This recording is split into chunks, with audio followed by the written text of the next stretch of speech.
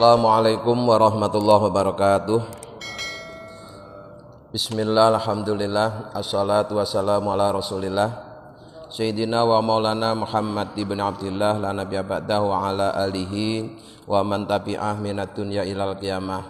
La haula wa la quwata illa billah, amma ba'du. Lillahi ta'ala al-fatihah. A'udzu billahi minasyaitonir rajim. Bismillahirrahmanirrahim.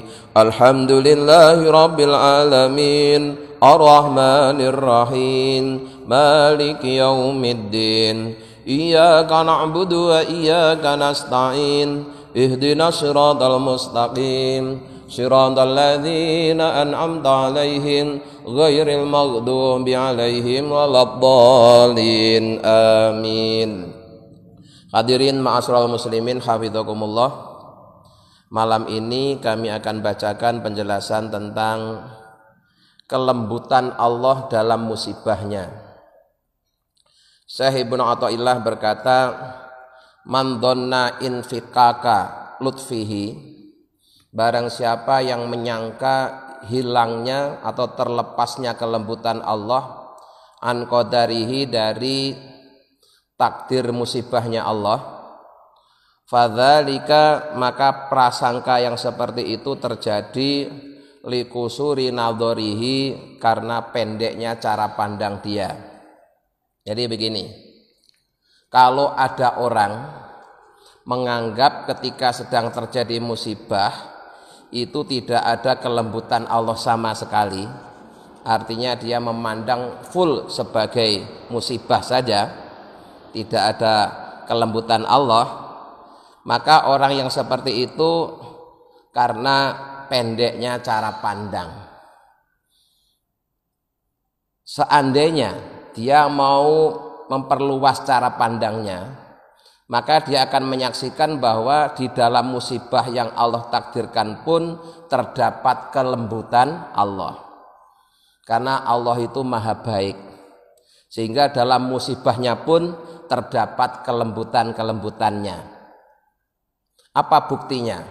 Begini, setiap Allah menurunkan musibah dalam bentuk apapun, itu pasti oleh Allah telah disertai, bahkan didahului oleh kelembutannya, yaitu Allah akan menurunkan satu musibah yang musibah itu Allah perkirakan mampu ditanggung oleh umatnya. Artinya Allah tidak akan menurunkan musibah yang menjadikan umatnya tidak mampu untuk menanggungnya.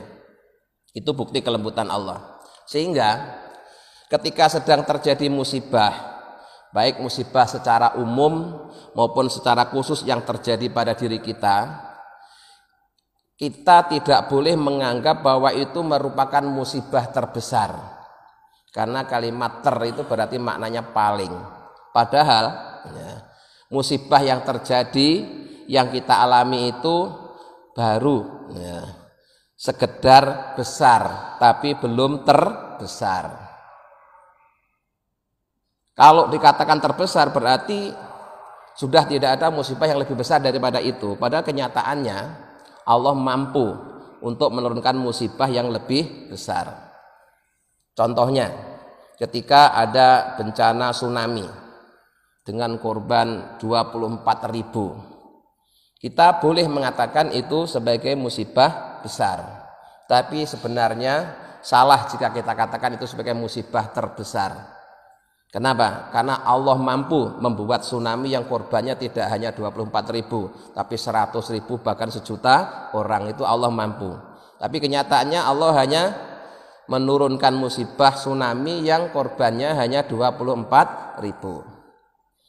Nah, kalau terkait dengan korban banjir, seperti kemarin kita sampaikan, yang terbesar adalah yang terjadi pada zaman Nabi Nuh. Zaman Nabi Nuh itu banjir itu, menenggelamkan seluruh penduduk bumi, kecuali hanya 80 orang yang ada di perahunya Nabi Nuh. Selain itu semuanya habis. Nah, apakah kita pernah mendengar cerita ada banjir yang lebih dahsyat daripada itu? Tidak pernah. Ya, tidak pernah.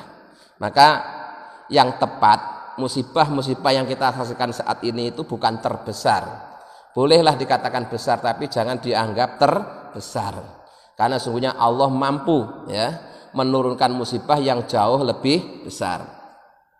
Nah, itu bukti kalau Allah itu maha lembut. Allah tidak akan menurunkan yang tidak akan menurunkan yang terdahsyat, terbesar, tapi hanya menurunkan musibah yang besar. Itu juga bukti kelembutan Allah. Ya. Maka dari itu tuntunannya, ketika kita sedang ditimpa musibah, baik dalam diri kita dalam bentuk sakit, atau keluarga kita, atau harta kita, maka untuk supaya kita menganggap bahwa musibah yang ada pada diri kita itu ringan adalah dengan cara melihat orang lain yang sedang ditimpa musibah yang lebih berat. Contoh gampangnya, kalau kita sakit, kemudian kita hanya memandang dalam satu keluarga, bapak yang sakit sendiri, bapak akan merasa paling menderita, karena yang bapak lihat hanya satu rumah, ya, satu rumah bapak yang sakit bapak, berarti bapak merasa paling menderita. Akibat yang dilihat hanya satu keluarga, maka ketika dia sakit sudah merasa paling menderita. Tapi coba kalau bapak memandang atau datang aja lah ke rumah sakit, ya, maka bapak akan tahu, oh ternyata sakit yang saya derita belum ada apa-apanya. Masih banyak saudara-saudara kita di rumah sakit yang penyakitnya jauh lebih parah. Nah, itu caranya begitu, ya. Itu yang dimaksud pendeknya pandangan tadi itu, karena yang dilihat hanya dirinya sendiri, ya. Ketika kita lapar merasa paling menderita, padahal kita lapar paling hanya sekali dua kali, sementara ada orang sehari-hari dia lapar. Banyaklah pokoknya caranya begitu, ya. Jadi kalau ada orang nganggap tidak ada kelembutan dalam musibah, itu akibat cara pandangnya yang pendek. Kalau dia mau perluas pandangannya, dia akan tahu kelembutan Allah selalu ada di mana-mana, termasuk ketika sedang terjadi musibah. Jadi cara agar kita pandai mensyukuri nikmat, walaupun kita tidak masuk dalam kategori orang kaya, datanglah ke tempat-tempat orang miskin. Datanglah ke tempat-tempat orang yang tinggal di pinggir-pinggir sungai, di kolong-kolong jembatan. Pasti kita akan bersyukur. Selama ini kita yang tinggal di rumah petak, di kontrakan, terus yang dilihat real estate, komplek-komplek yang mewah, akhirnya tidak pandai bersyukur. Tapi coba sekali-kali, ya, kita rekreasi di pinggir-pinggir sungai, di kawasan-kawasan kumuh, pasti kita akan bersyukur. Ternyata masih banyak orang yang hidupnya lebih susah daripada saya. Jadi kesusahan saya itu belum ada apa-apanya. Itu kalau kita bisa begitu, kita susah itu ketika ditimpa susah tidak hanya bukan sedih, tapi malah bisa bersyukur. Ya. Jadi cara mensyukuri nikmat kekayaan, ya, dengan datang ke orang-orang yang lebih miskin. Cara mensyukuri nikmat sehat, datang ke rumah sakit. Sampai puncaknya, ya, kalau kita hidup merasa paling menderita, ya, datanglah ke kuburan. Ya, pasti nanti kita akan dapat pelajaran di sana. Ya. Di kuburan itu telah dikubur berbagai macam orang, mulai pejabat tinggi, ya, sampai orang biasa, mulai orang soleh sampai orang yang paling jahat, semuanya ada di kuburan. Nah, semua yang sudah mati itu punya keinginan satu, yaitu mereka pengen hidup kembali, walaupun sebentar. Untuk apa? Untuk beramal soleh. Tapi keinginan yang seperti itu oleh Allah tidak dikabulkan. Sementara kita masih diberikan kesempatan oleh Allah hidup di muka bumi, masih banyak kesempatan untuk beramal soleh. Berarti kita memiliki sesuatu yang tidak dimiliki oleh orang-orang yang sudah mati. Insya Allah akan bersyukur. Ya. Jadi sekali lagi mari kita belajar memandang sesuatu dari sisi baiknya. Ya. Bahwa di dalam musibah pun terdapat kelembutan Allah. Itu baru secara akal. Secara nakli berdasarkan firman Allah maupun sabda Rasulullah, itu banyak sekali disebutkan dalam Al-Quran maupun hadis tentang keistimewaan atau keutamaan yang didapatkan oleh orang-orang yang sabar ketika sedang ditimpa musibah.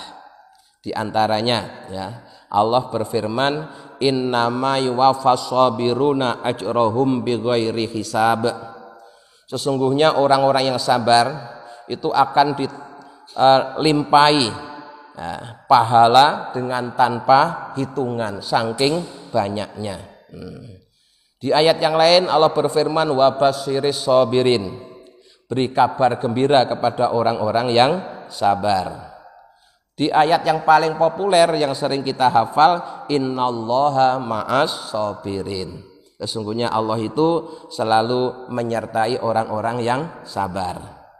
Jadi itu firman Allah yang memuji dan menggembirakan hati orang-orang yang sabar. Kemudian dalam hadis juga banyak tentang keutamaan orang yang sabar ketika ditimpa musibah. Rasulullah bersabda, ma yusibul mu'mina, tidaklah menimpa orang yang beriman, min wasobin berupa sakit, wala nasobin dan capek payah, wala sakomin dan sakit berat, wala hazana dan tidaklah menimpa kesedihan, hatta saukatu yusakuha, sehingga orang mukmin yang tertusuk duri, wa hatal hammu yuhimmuhu, dan ketika seorang mukmin ditimpa kesedihan, illa kafara bihi sayiatihi, kecuali semua itu ya, baik berupa sakit, capek, sedih, tertusuk duri, itu semuanya akan menghapus kesalahan-kesalahannya, akan menghapus dosa-dosanya. Jadi untung, Pak, ya. Jadi dalam ajaran Islam itu apapun kejadiannya, jika kita benar dalam mensikapinya akan menguntungkan kita. Ketika kita sedang sakit dan kita mampu bersabar, maka sakit kita itu akan menghapus dosa-dosa kita. Tapi syaratnya sabar. Kalau tidak sabar, dia mengeluh, ya rugi. Sakitnya nggak sembuh, bahkan tambah sakit, sementara dia tidak dapat keuntungan apa-apa dari sakitnya. Tapi kalau sabar, bisa jadi sakitnya akan terasa ringan. Kemudian sakit tersebut akan menghapus dosa-dosanya. Nah, di antara sakit yang paling sering kita derita itu adalah sakit panas. Maka terkait dengan sakit panas ini Rasulullah bersabda secara khusus, wa inna huma sa'atan takfuru sanatan. Sakit panas 1 jam itu akan menghapus dosa 1 tahun. Luar biasa. Ya.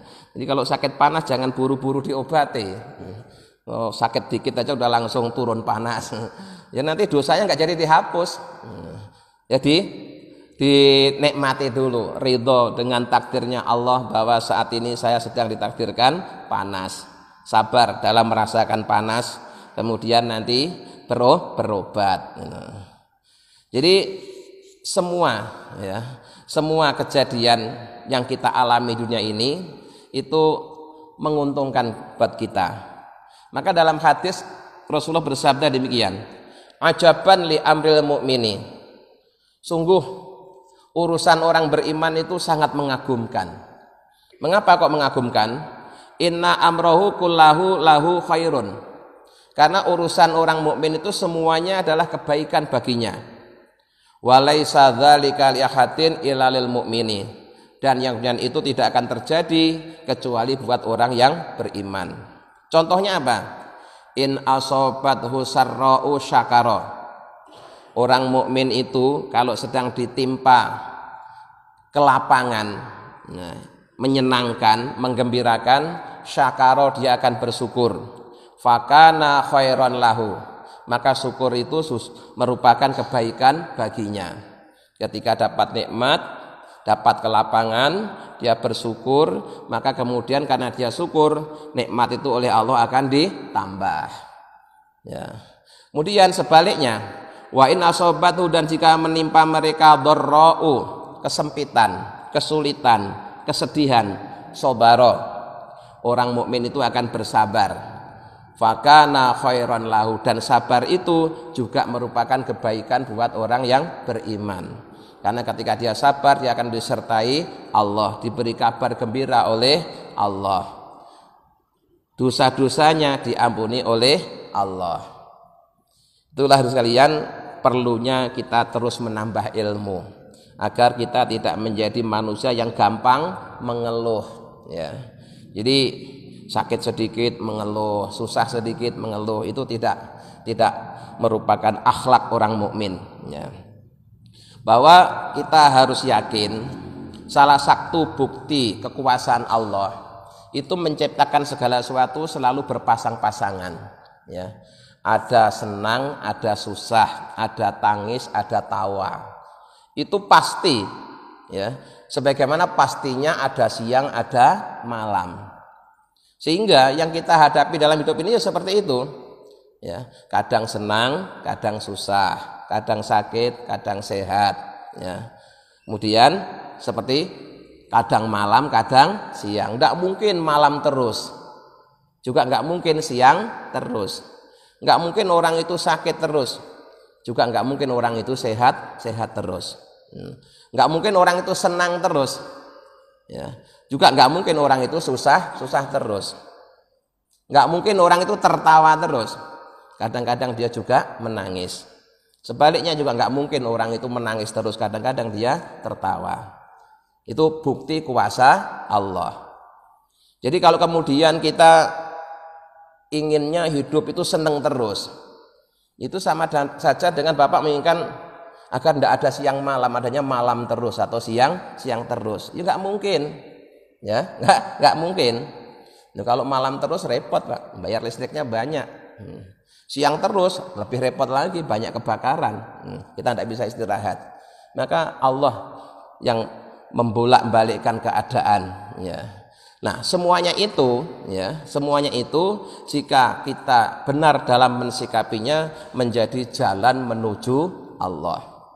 Maka kembali ke rukun iman yang ke-6, ya, kita harus beriman pada qada qadarnya Allah. Qada itu ketetapan Allah di zaman azali. Zaman azali itu zaman sebelum Allah menciptakan alam semesta. Itu Allah sudah bikin program tentang apa nanti yang akan terjadi. Itu namanya qada. Kemudian qadar itulah pelaksanaan dari qada tadi.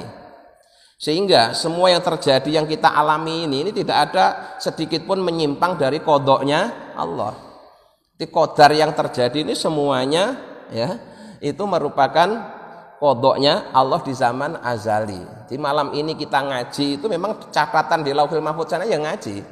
Ya. Tidak akan menyimpang dari catatan itu. Nah, kemudian qada qadarnya Allah itu ada dua macam, ada yang baik, ada yang buruk. Nah, yang baik juga ada dua macam, tapi kesemuanya itu jalan menuju Allah. Contoh yang baik ketika kita ditakdirkan oleh Allah sebagai hamba yang sedang ibadah. Nah, ibadah yang kita lakukan itu akan menjadi jalan menuju Allah jika ibadah itu dilakukan dengan ikhlas. Kalau tidak ikhlas, nggak nyampe ke Allah ibadah kita ini. Ya. Karena ikhlas itu adalah rohnya amal. Ya. Amal ibadah kita ini akan hidup kalau ada rohnya. Lah rohnya amal itu apa? Ikhlas. Ikhlas itu maknanya bersih, murni. Bahwa ibadah itu dilakukan hanya karena Allah, untuk memenuhi haknya Allah sebagai Tuhan dan untuk memenuhi hak kewajiban kita sebagai hamba, bukan untuk mencari imbalan. Ya, di satu itu, ya. Jadi kalau kita ditakdirkan ibadah, maka ibadah itu akan jadi jalan menuju Allah kalau ibadahnya ikhlas. Yang kedua, nikmat Allah itu sangat banyak, kita tidak bisa menghitungnya. Nah, nikmat ini juga akan menjadi jalan menuju Allah kalau kemudian kita bersyukur. Ya. Nah, kalau kemudian nikmat ini malah dikufuri, kita malah jauh dari Allah, diancam dengan azab yang sangat pedih. Maka nikmat-nikmat yang kita terima dari Allah itu akan menjadi jalan menuju Allah kalau kemudian kita pandai mensyukurinya. Nah, maknanya mensyukuri itu gimana? Pertama, sadar nikmat itu diterima karena kemurahan Allah, bukan hasil usaha kita. Kemudian kita mengucapkan terima kasih dengan pujian alhamdulillahirabbil alamin. Yang ketiga, nikmat itu dipakai untuk beribadah kepada Allah, itu baru namanya syukur yang sempurna. Nah, itu contoh-contoh qadha qadar yang baik. Kedua-duanya jalan menuju Allah. Kalau pas ibadah jalan ikhlas, kalau pas nikmat jalan syukur. Sekarang qadha yang tidak baik juga ada dua. Apa itu? Maksiat. Ya. Maksiat itu walaupun bentuknya maksiat, itu juga bisa jadi jalan menuju Allah. Gimana caranya? Caranya dengan cara bertaubat. Ya. Caranya dengan bertaubat. Jadi Allah itu sebelum menciptakan manusia, ya, jauh sebelum Allah menciptakan manusia, itu Allah sudah mempersiapkan dirinya dengan sifat Maha Pengampun, Maha Penerima Taubat. Karena Allah tahu nanti hamba yang akan diciptakan ini nanti dia akan melakukan perbuatan dosa, kemudian dia bertaubat. Jadi kalau kemudian ada orang hidup di dunia tidak pengen dosa, ya, mohon kepada Allah supaya jadi orang yang tidak pernah berbuat dosa, maka permohonan seperti itu oleh Allah tidak bakalan dikabulkan. Kelihatannya baik kan ya? Ya Allah, lindungilah kami dari dosa, jangan sampai seumur hidup kami berbuat dosa. Kelihatannya kan baik, tapi oleh Allah malah tidak dikabulkan. Kenapa? Lah kalau kamu tidak berbuat dosa, terus apa gunanya aku Maha Pengampun? Itulah ya. Padahal jauh sebelum aku menciptakan kamu, aku itu sudah mempersiapkan diriku dengan sifat Maha Pengampun. Loh, ternyata manusia-manusia nggak ada yang berbuat dosa sehingga tidak perlu mohon ampun. Loh, nganggur berarti. Apa yang mungkin Allah nganggur? Kan tidak mungkin. Ya, makanya ya kadang-kadang ya kita oleh Allah ditakdirkan berbuat dosa itu supaya kita bertobat. Selain itu, dalam pengajian yang lalu sudah pernah kita bahas bahwa Allah mentakdirkan kita berbuat dosa itu supaya kita terhindar dari sifat ujub, bangga diri. Yang mana bangga diri itu bisa jadi dosanya lebih besar daripada dosa yang kita lakukan. Orang itu kalau tidak pernah berbuat salah, tidak pernah berdosa, akan muncul sifat ujub. Nah, sifat ujub itu paling dibenci oleh Allah. Bisa jadi itu dosanya lebih besar daripada dosa yang kita lakukan. Maka sekali lagi, ketika kita diqadha qadar oleh Allah dalam bentuk berbuat maksiat pun, itu bisa menjadi jalan menuju Allah jika kita kemudian bertobat. Nah, yang terakhir ya, ketika Allah mengqadha qadar kita dalam bentuk ditimpa musibah, maka musibah ini pun juga jalan menuju Allah jika kita mampu bersabar, gitu loh. Jadi semuanya itu menguntungkan kita sebenarnya, ya, menguntungkan kita. Tidak mungkin kita ini bebas dari musibah, itu tidak mungkin. Ya. Tapi Allah sudah menyediakan perangkat bagaimana agar musibah ini menjadi menguntungkan. Caranya gimana ya? Caranya dengan bersabar tadi itu. Ketika kamu bersabar menerima musibah, maka musibah itu justru menguntungkan karena menjadi jalan kamu dekat dengan Allah, gitu. Maka semuanya itu ya kesimpulannya adalah jalan menuju Allah. Nah, jadi jalan menuju Allah itu sudah sangat terang, jelas. Ya, tinggal lewat mana. Ya, kalau ibadah jalannya ikhlas, kalau nikmat jalannya syukur, kalau maksiat jalannya tobat, kalau musibah jalannya sabar. Udah jelas. Walaupun sudah jelas kayak begitu, tapi kenyataannya masih juga ada orang yang kemudian tersesat jalan. Ya, jalannya ini sudah jelas sebenarnya, ya, udah lurus, petunjuknya lengkap, ada lampunya. Tapi ternyata orang yang lewat ada juga yang tersesat. Nah, apa yang menyebabkan mereka tersesat itu? Berikut ini dikatakan oleh Syekh Ibnu Athaillah, la yukhafu alaika antal bisa turuku alaika wa inna ma yukhafu alaika min ghalabatil hawa alaika. Yang dikhawatirkan padamu itu bukan tidak jelasnya jalan. Kalau jalan menuju Allah itu sudah sangat jelas, ya, sudah sangat terang dan mudah serta lurus. Tapi yang dikhawatirkan pada kalian itu adalah walaupun jalannya lurus dan terang, tapi karena kalian tergoda oleh hawa nafsu sehingga kalian salah memilih jalan. Ya. Kalau jalannya sudah jelas, lurus, terang dan mudah. Tapi karena yang lewat ini tidak ada yang bimbing, ya, akhirnya dia tergoda oleh nafsunya, terus salah memilih jalan. Wong petunjuknya itu udah jelas nih, kanan surga, kiri neraka, udah jelas sekali. Lalu kita malah milih ke kiri. Nah, ini aja, yang kiri ini kan enak, ini jalannya ini kan turun. Ya jelas turun memang enak, memang kan istilah di neraka itu nyemplung itu tuh turun. Kalau ke surga itu naik. Gara-gara nafsunya nggak mau naik, maunya turun. Akhirnya jurusannya ternyata neraka. Padahal jalannya sudah jelas, petunjuknya juga sudah jelas. La syakka, tidak ragu. Annallahu subhanahu, sungguhnya Allah subhanahu wa ta'ala bayana telah menjelaskan lana pada kita thoriqal wusuli, jalan menuju Allah, jalan menuju ridhonya Allah, ala lisanir Rasul sallallahu alaihi wasallam, melalui bimbingan Rasul sallallahu alaihi wasallam.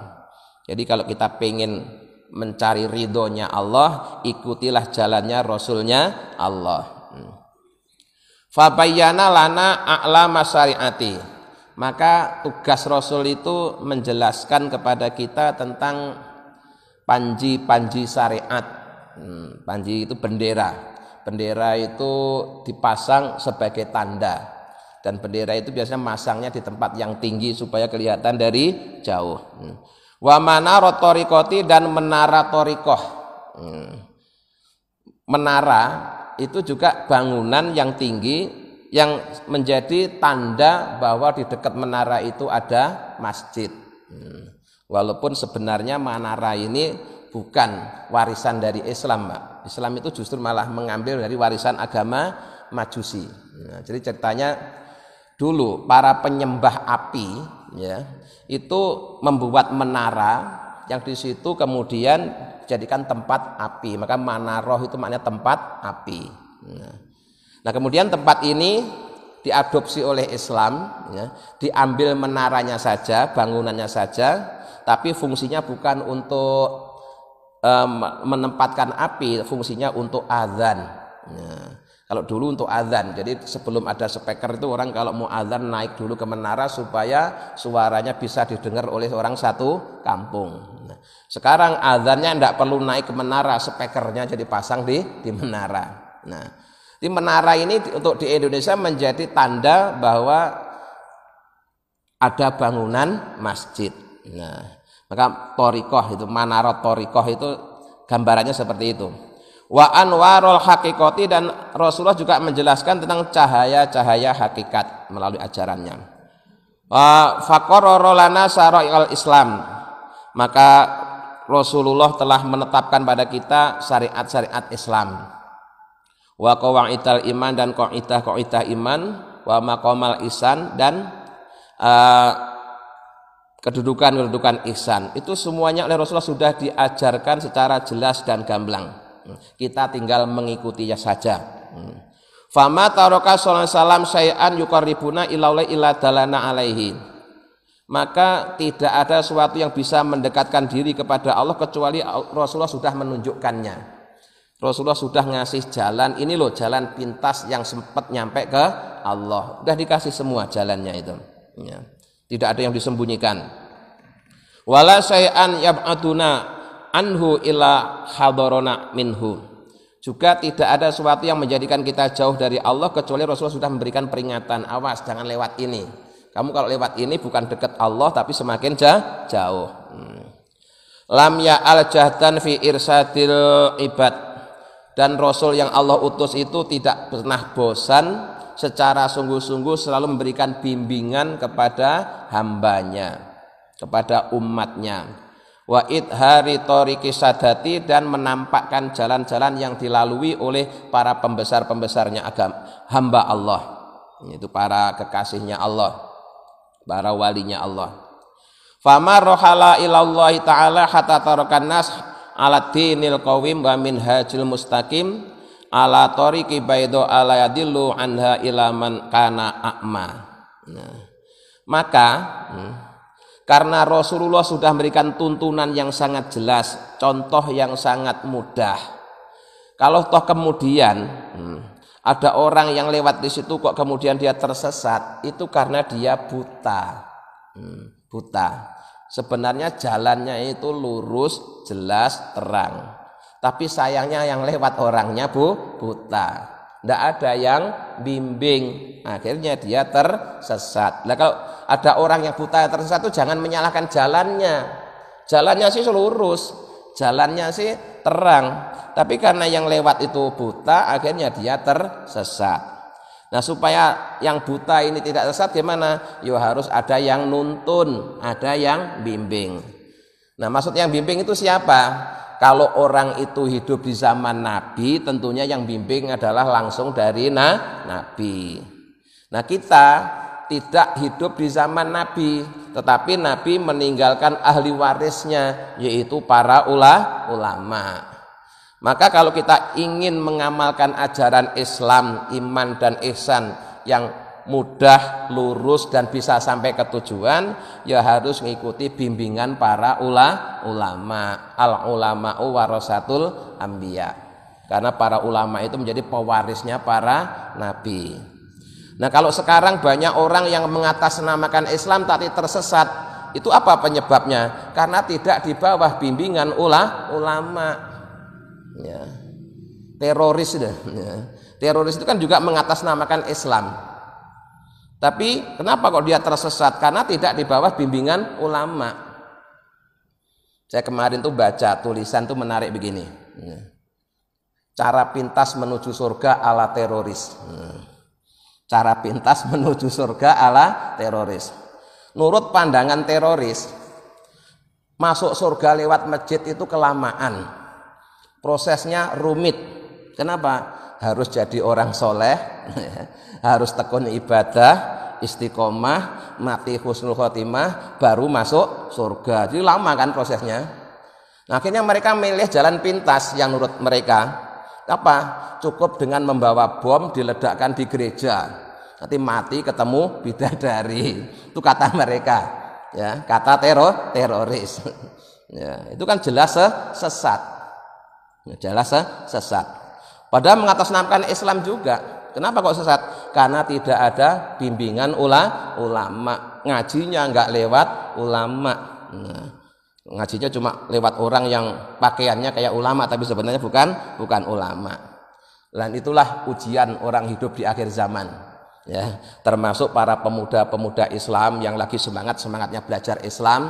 Itu kalau salah milih pengajian, itu dampaknya lebih berbahaya daripada salah milih pergaulan. Ya.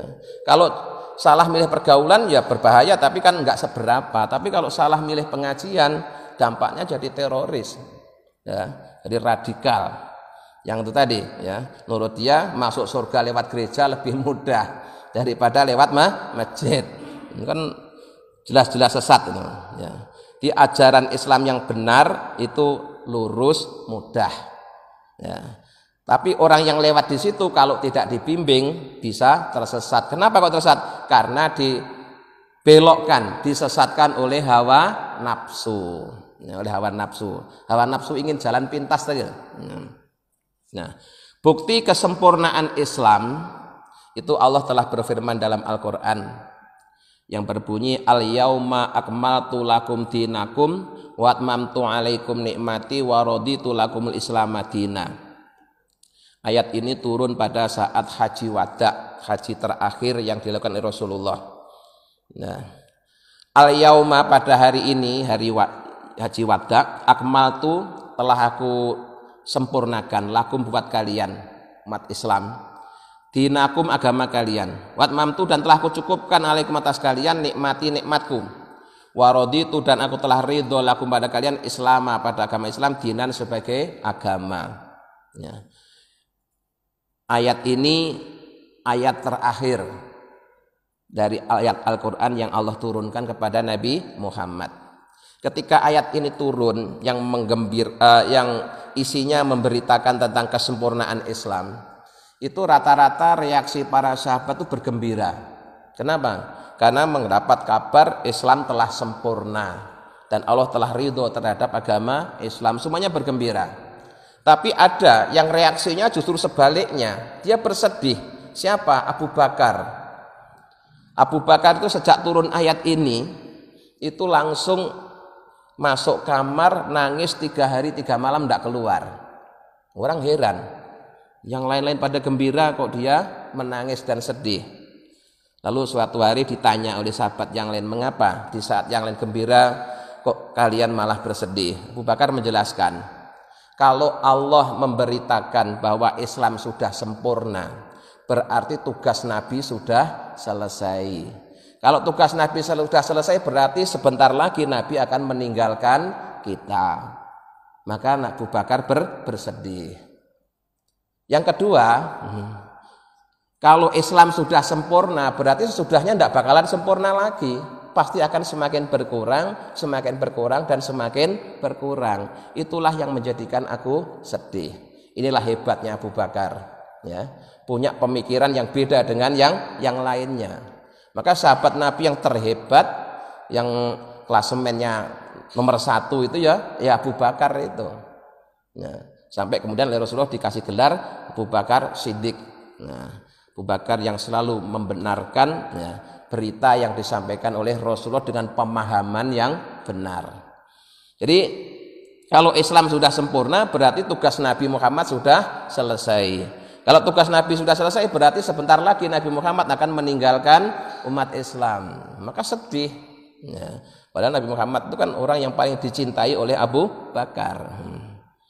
Nah, selain itu, kalau Islam sudah sempurna pada masa Nabi, berarti sesudahnya sudah tidak bisa sempurna lagi. Pasti akan semakin berkurang.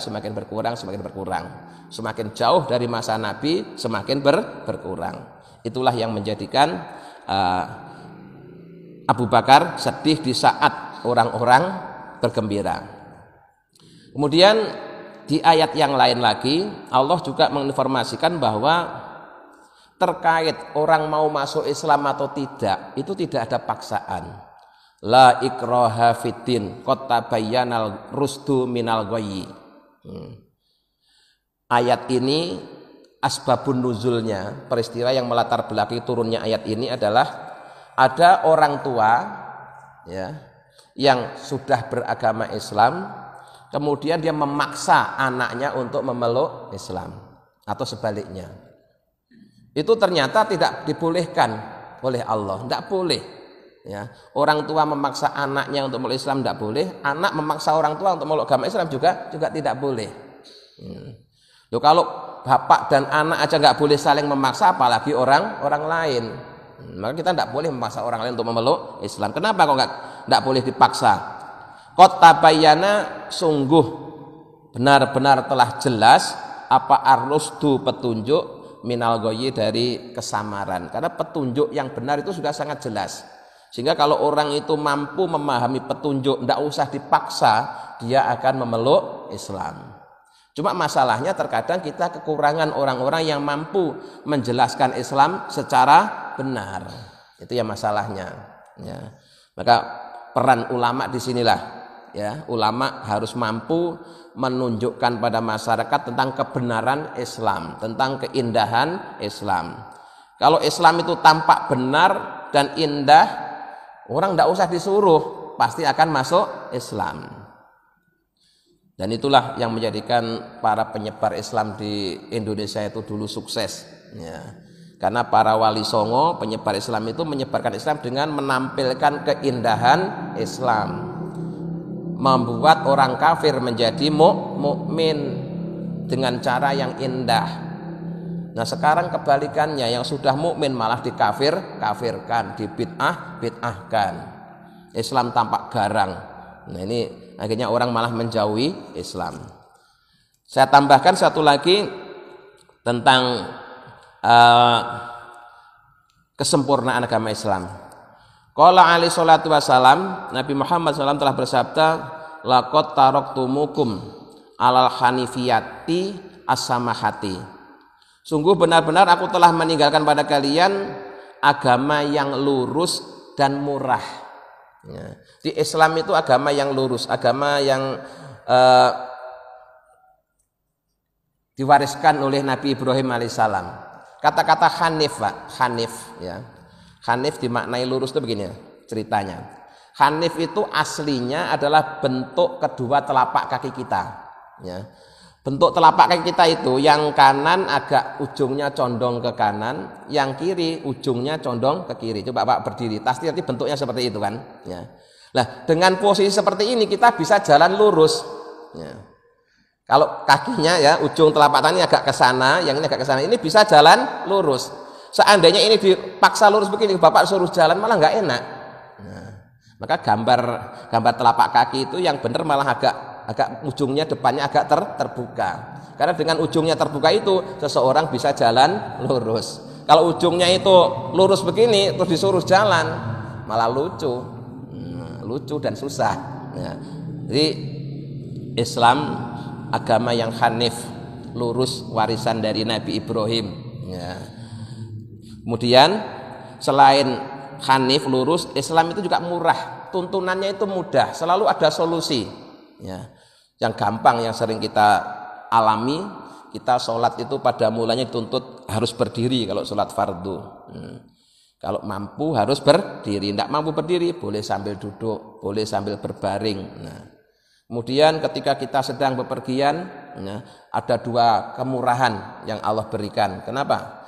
Pertama, rokaatnya yang 4 bisa diringkas jadi 2. Waktunya bisa digabung jadi jamak dan seterusnya. Wudhu tidak ada air bisa diganti dengan tayamum dan semuanya begitu. Ya. Bahkan sanksi-sanksi hukuman di dalam Islam itu juga selalu ada solusi yang sampai tingkatan paling ringan. Yang terkenal ketika ada orang melakukan pelanggaran di bulan Ramadan itu ya, harus kamu mengganti puasa 2 bulan berturut, nggak mampu, memerdekakan budak apalagi ya, disuruh sedekah kepada 60 orang fakir miskin nggak mampu. Nah, akhirnya orang tersebut justru oleh Rasulullah dikasih ya, kemudian disuruh memberikan kepada istrinya. Itu bukti kemurahan agama Islam. Jadi, aslinya seperti itu ya. Nah, kalau kemudian Islam tampak sulit dan rumit, itu akibat yang menyampaikan itu kurang ilmunya ya. Kurang ilmunya. Kalau yang menyampaikan Islam itu orang yang luas ilmunya, Islam itu benar-benar menyenangkan dan sesuatu yang mudah ya, sesuatu yang mudah, tapi tidak boleh dimudah-mudahkan karena memang sudah mudah ya. Tapi kadang-kadang justru karena keterbatasan ilmu orang yang menyampaikan, akhirnya Islam disampaikan dengan serba sulit, serba sempit, terus ujung-ujungnya gampang menyalahkan orang lain. Yang ini harus dihindari. Baiklah, jadi yang jelas kita harus bersyukur kita ditakdirkan oleh Allah ya, sebagai makhluk dalam bentuk manusia hidup di akhir zaman.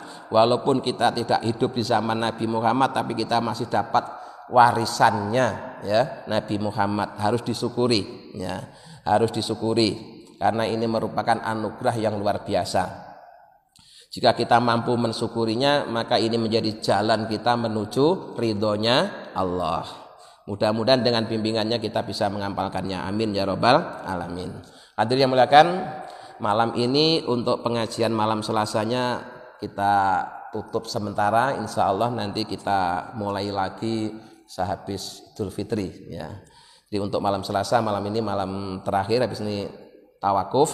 Kemudian kalau untuk Sabtunya ya, kuliah subuh jalan terus ya. Kuliah subuh itu kita anggap wiridan ba'da sholat, jadi terus kita laksanakan sampai nanti berhentinya liburnya kalau sudah lebaran. Jadi Ramadan pun untuk yang Sabtu tetap jalan. Mudah-mudahan kita bisa istiqomah menjalaninya sehingga menghasilkan ilmu yang manfaat maslahah fid dini wad dunya wal akhirah. Amin ya rabbal alamin. Allahumma sholli ala sayyidina Muhammad wa sallam alhamdulillahi rabbil alamin. Allahumma inna nas'aluka imanan daima yaqinan shadiqa wa qalban khashi'an lisanan dzakira wa rizqan halalan wa ilman nafi'an shalihan. Allahumma ij'alna wa auladana wa dzurriyyatina wa talamidana min ahlil ilmi wa ahlil khair wal ibadah wa la taj'alna iyahum min ahlil jahli wal ma'siyah. Rabbana atina fid dunya hasanah wa fil akhirati hasanah wa qina adzabannar. Subhana rabbika rabbil izzati amma yasifun wa salamun alal mursalin walhamdulillahi rabbil alamin. Assalamualaikum warahmatullahi wabarakatuh.